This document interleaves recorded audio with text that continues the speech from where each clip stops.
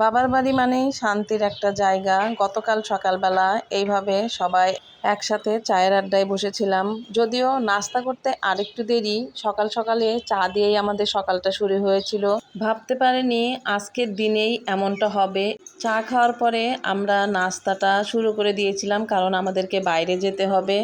বাইরে থেকে সকালের নাস্তাটা কিনে আনতে বলেছিলাম। আর এই তো গরম গরম পরোটা আর সবজি ডাল বাসায় চলে এসেছে। এর মধ্যে আমাদের চা খাওয়াটাও হয়ে গেছে। আসসালামু আলাইকুম, কেমন আছেন সবাই? আশা করি সবাই ভালো আছেন। আমরা তো আলহামদুলিল্লাহ ভালো আছি।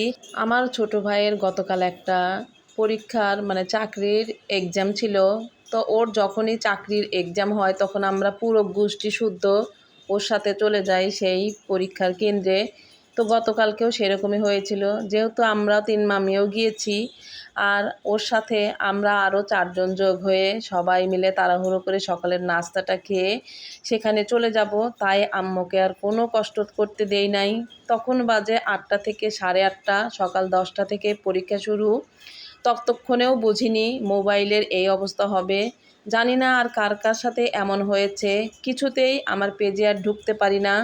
তো আমি ভয়ও পাচ্ছিলাম, কি ব্যাপার, পেজে ঢুকতে পারছি না, ইউটিউবে ঢোকা যাচ্ছে, কেন হলো, কি কারণে হলো, কোনো নেট প্রবলেম কিনা, কোনো টেকনিক্যাল প্রবলেম কিনা কিছুই বুঝতে পারতেছি না। আসলে খুব একটা এইদিকে জ্ঞান আমার নাই, তবে জানার চেষ্টা করি, বোঝার চেষ্টা করি। বড় মেয়েকে দেখালাম, সে বলল যে অটোমেটিক্যালি এটা হয়েছে, হয়তো ফেসবুক কোনো নতুন আপলোড দিচ্ছে, সেটার জন্যই এরকম হয়েছে, চিন্তার কোনো কারণ নাই। কিন্তু না, সবসময় তো ফোন দেখি, ফোনে সবার ভিডিও দেখি, আর এক মুহূর্তও ভালো লাগতেছে না। মনে হচ্ছে দমটা একদম বন্ধ হয়ে গেছে। 1.5 ঘন্টা পরীক্ষার কেন্দ্রে ছিলাম, ততক্ষণ কোনো সমস্যা হয় নাই।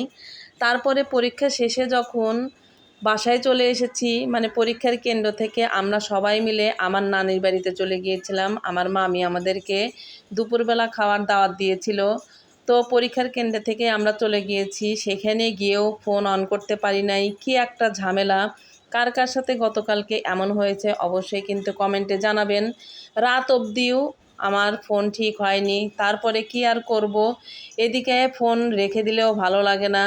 সারা দিন কোনো ভিডিও আপলোড করতে পারি নাই, সেটাও একটা টেনশন আছে। ফেসবুক মামা যদি দেখে যে কোনো ভিডিও দিচ্ছিও না, কারো ভিডিও দেখছিও না, তাহলে তো আমার পেজের একদম অবস্থা খারাপ হয়ে যাবে, সেটা নিয়ে আমার টেনশন। এদিকে এর আগেও কয়েকবার আমার মেসেঞ্জারে অনেকেই মেসেজ দিয়েছিল, বিভিন্ন বিজ্ঞাপন আমার পেজে শো করবে, আমাকে অনেক অনেক ডলার দিবে। সেটা নিয়ে তো আমার মাথায় টেনশন থাকেই। তো আপাতত কয়েক মাস যাবৎ এই ধরনের ঘটনা ঘটে নাই, তার আগে অনেক হয়েছিল। যখনই দেখি যে আমার পেজটা একটু উপরের দিকে যাচ্ছে, তখনই আমার কাছে এই রকমের বিভিন্ন রকমের মেসেজ আসতে থাকে। তো সেগুলোকে মোটামুটি ডিনাই করে দেই, কোনো রিপ্লাই দেই না।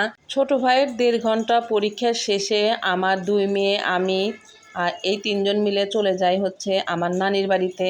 আমার আম্মু আব্বু আমার ছোট ভাই ওরা একটু পরে আসবে। যেই দেখি গরম গরম তেলের পিঠা বানাইছে আমার মামি। ক্ষুধাও লেগে গেছিলো, তাই ক্ষুধার তাড়নায় অনেকগুলো পিঠে খেয়ে নিয়েছি। আর এই ঈদের পরে এরকম তেলের পিঠা খেতে কিন্তু অনেক ভালো লাগে।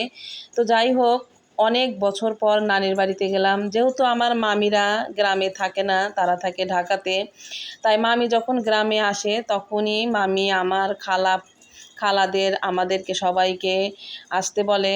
তো আমার আসলে ওভাবে যাওয়া হয় না। ঘরের ভিতর বসে থাকতে থাকতে দেখি আর্জেন্টিনার একটা মিছিল বের হয়েছে। কে কে কোন দলের সাপোর্টার অবশ্যই কিন্তু কমেন্টে বলে যাবেন। তারপর এই যে সুন্দর একটা মিছিল বের হয়েছে, এলাকার যত ছেলেপেলেরা আছে আর্জেন্টিনার জার্সি পরে, পতাকা নিয়ে, গাড়ি নিয়ে সুন্দর করে গান বাজাতে গাজাতে কিন্তু শোডাউন দিচ্ছে। জানি না এইবার বিশ্বকাপটা কারা নিবে, তবে সব দলের জন্য শুভকামনা থাকবে। আমি কোন দল এখনও বলে গেলাম না, আপনারা কে কে কোন দলকে সাপোর্ট করেন অবশ্যই বলে যাবেন। তো ভালো থাকবেন সবাই, দেখা হবে নেক্সট কোনো ভিডিওতে।